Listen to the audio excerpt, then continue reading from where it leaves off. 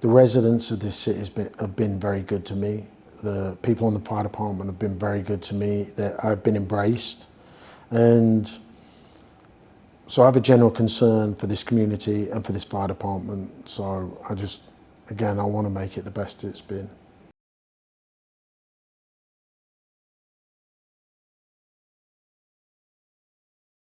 First things first, easiest question, go ahead and tell me who you are and what your new role is here at DFR. I'm Justin Ball, and I came from England years ago, and I've been on Dallas Fire Rescue for almost 28 years. I've been through every rank up to this one, Chief of the Department, but I've been interim fire chief for almost 11 months. So my job is basically take care of the residents of the city, take care of the safety and wellness of the fire department members. And we've got a good momentum going, and I intend to continue that. So I know over the last 11 months you've already been as interim. Is that kind of what was that practice for you? You knew this is what I want to do then, for sure. Yeah, it was a good practice because although I've been working up here for years, you never really know what the job is until you get in it.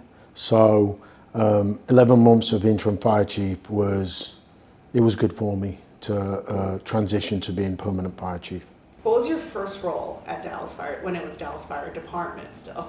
Back when it was Dallas Fire Department, I came on as a firefighter paramedic, and then I became a driver engineer, lieutenant, captain, and battalion chief, and I started working up at City Hall when I was a battalion chief. How old were you when you started? 26. 26. Did you know at 26 years old, I'm going to be the chief? Oh, no. No way. No, I just took one step at a time. I didn't even know if I was going to be staying here. But I took one step at a time, one promotion at a time, and it compounded. And, things sort of changed when I became a battalion chief, started working up here, and I realized I could make a big difference, like with initiatives, make changes. So that's when I really got into being on the fire department. I know there were 32 applicants, and then it went down to the final 5 and this and that. What makes you the choice? What makes me the better choice is basically being here, being in every role through the department and doing the almost year of interim. I think that probably put me above the other applicants due to the fact that, I didn't just sit in the interim position keeping my head above water. I made changes, I progressed the department in that role. So I suppose I showed that I can do the job and how I intend to continue the momentum. What are some things you've done so far in your interim role? In my interim role, I put in programs like the Med One with EMS, with a paramedic and social workers downtown. I have added more peer support for the mental wellness of our members. And then I think I attended a press conference with it was a Stop the Bleed. Stop the Bleed? Or was it I did the Stop the Bleed a few years ago, where I had our paramedics train all the teachers to apply tourniquets and measures to stop bleeding in the event of an active shooter. We put the blood program in a few months ago, where we actually we do blood transfusions when a resident has a severe trauma, and that's going well. And just right now we've got 2 teams in and willing to escalate that to as many as need be to protect the residents. Tell me, what would you say your top priority is as you take on the new role as official Yeah, the top priority would be the safety and wellness of our members, because they've got to be safe and well to be able to protect the residents of the city. So we've got the best training, the best equipment, but we need to really work on more initiatives to help with their mental well-being. Tell me about the mental health struggles with firefighters. I don't think a lot of people realize it. I've done stories on this before, but tell me, just so we can refresh for our viewers. Yeah, I think everybody in public safety has a higher likelihood of some, mental trauma issues from the type of stuff they see.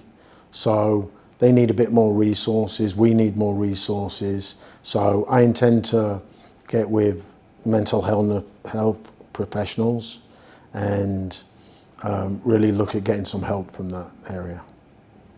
I've covered, there have obviously been some suicides within DFR. Having been here for as long as you've been here, I'm sure you knew some of those individuals. Mm-hmm.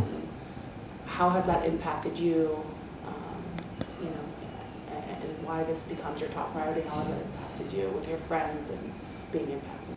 Well, it does bother me, especially, I've been few since I've been interim, because in this role you sort of take it personal and you start thinking, well, am I doing enough?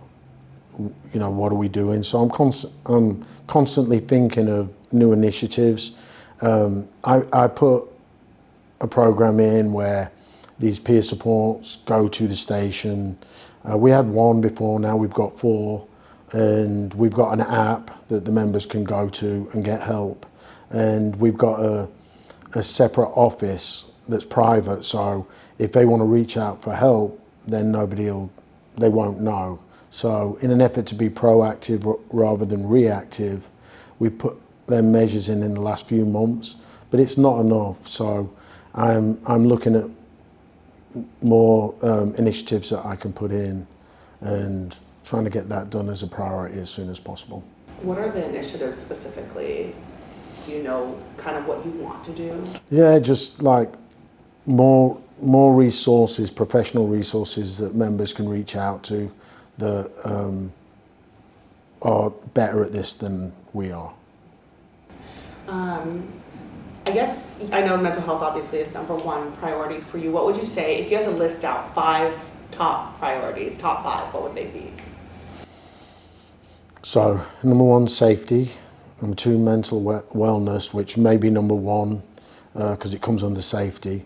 Then, to be the most efficient department we could possibly be, which means send the right resources to the right situation with the right solution. That means don't send an engine and a truck with 8 professional firefighter paramedics when someone's sprained their ankle.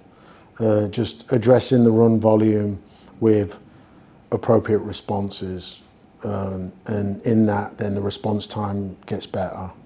I would hate to come into this role and not make the department improve, so just being on the cutting edge of technology, and which I believe we are, to just continue in the momentum and make the department get better and better. I know there's obviously also been talks about the fire pension, the shortfall. It can be tough, I'm sure, to recruit and keep motivation going when there is such a shortfall in that budget. What would you say you're going to do to hopefully help maintain that recruitment and that, that good morale within the department? Yeah,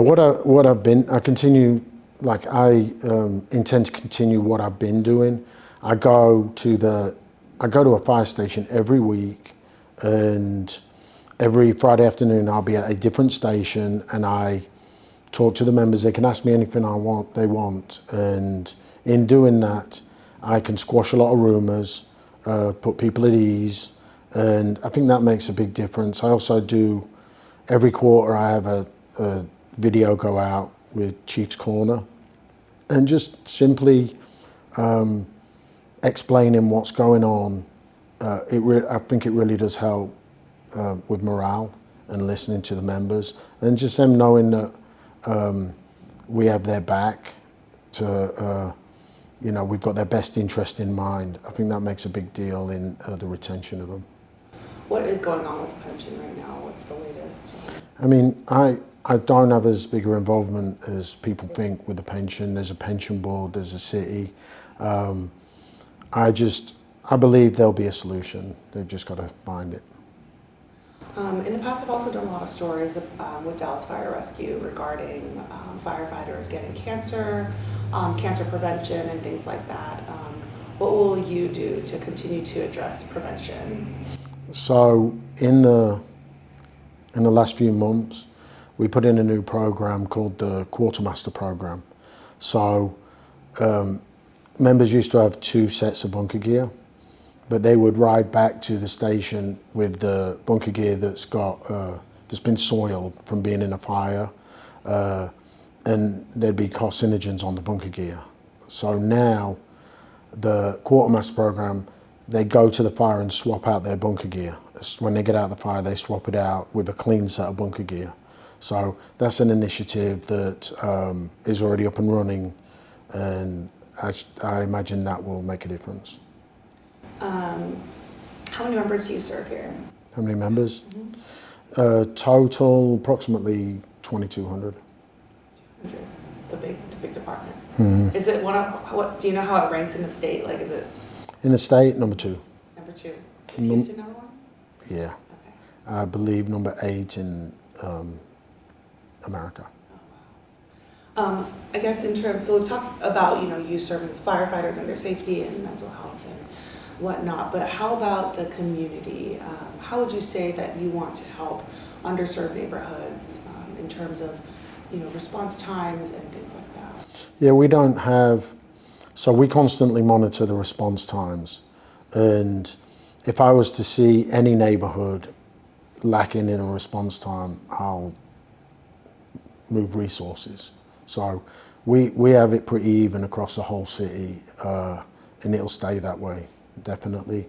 We also, we look at neighborhoods that have fires and go put smoke detectors in that neighborhood, and give them information and help how to remove the bars on their window, because that's a hazard, and basically teaching, putting out pamphlets on how to protect themselves in the event of a fire. So you guys are doing that community Yes. outreach too? Yeah. Continuing to do that. Mm-hmm. That's great. I know we talk a lot about Dallas police needing to increase and recruit. It's like part of the Dallas Hero Initiative. Mm-hmm. Is that something Dallas Fire Rescue has to do also? Are you guys needing to increase like a certain number of firefighters? Yeah, we started early on that, and we're getting there. We're getting to the numbers that we projected and what we need. So, but yeah, it comes in waves, and we're constantly recruiting. And I'd say the main thing at the moment is not just recruiting; it's keeping them once they're here, right? But we're we're competitively paid, and so the only other thing would be, again, containing the run volume, but we're doing pretty good staffing wise. How has Dallas changed since you started in '97 to now? The fire department or Dallas? Dallas, because it impacts the fire department. Yeah, I used to work downtown, and it was totally different.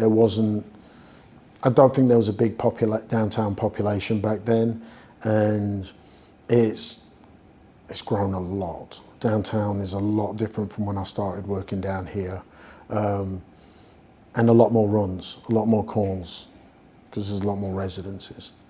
And the materials, I'm sure, are different too than in terms of building materials and how to put out fires and whatnot, right? Yeah, it's not just the materials; it's the contents. They burn hotter and they ignite faster with the materials that they use. how do you keep up with that increase in calls plus that and just everything? Basically putting in new programs, like the single function paramedic program that we put in, where you can come on just as a paramedic. That has helped tremendously on containing runs.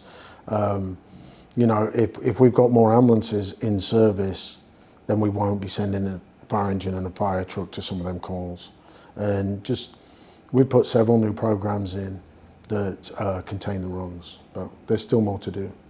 What are you most excited about? Just being here and just watching the department grow, become more efficient, and making it the best it's ever been.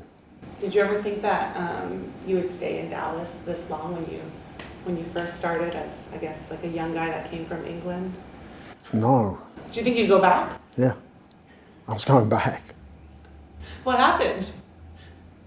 Things changed, and then when I realised I wasn't going back, I was already on the fire department, so it really got into my job and trying to make a difference. And you know, the residents of this city have been very good to me. The people in the fire department have been very good to me. That I've been embraced, and so I have a general concern for this community and for this fire department. So I want to make it the best it's been. What made you want to join the fire department in the first place? I know my time's almost up. Yeah. I just wanted to, you know, I witnessed a house fire before I got hired. I hadn't thought about the fire department before then, but yeah, I just wanted to do something that involved helping people. And you enjoyed it? Yeah, I love Any it. Final thoughts, any final words for our viewers who are seeing this? I have all good intentions to make this city as safe as it can possibly be.